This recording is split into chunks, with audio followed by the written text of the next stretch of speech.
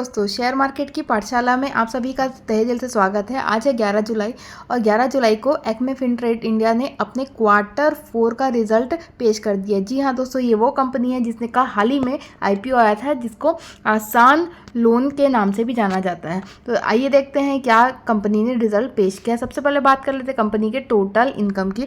तो अगर अपन Y basis में कंपेयर करें तो कंपनी की टोटल इनकम में बढ़ोतरी देखने को मिली है। 21 का पिछले साल की कंपनी की इनकम थी, इस साल 2005 की इनकम देखने को मिली है, कमी देखने को मिली है।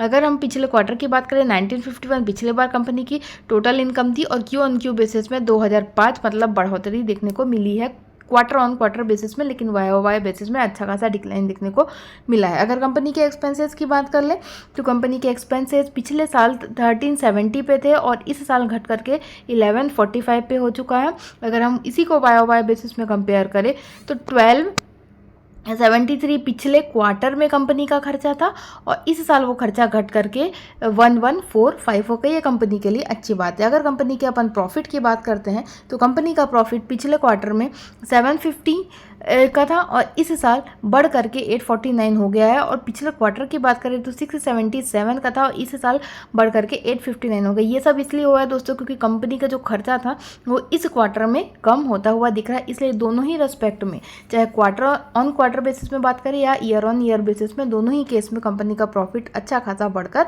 आया है। अगर अपन प्रॉफिट आफ्टर टैक्स की बात करें, पैट की बात करें, तो पिछले साल कंपनी का प्रॉफिट 561 पे था, इस साल ये बढ़कर के 628 पे हो गया।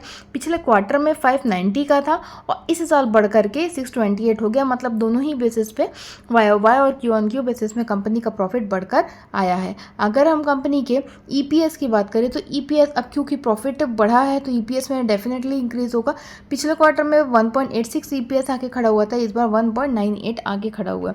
तो दोस्तों, आसान लोन के रिजल्ट की जानकारी में फ़िलहाल इतना ही। आगे की तमाम जानकारी के लिए और रिजल्ट से रिलेटेड सारी अपडेट के लिए बने रहिएगा मेरे चैनल में। तब तक के लिए धन्यवाद।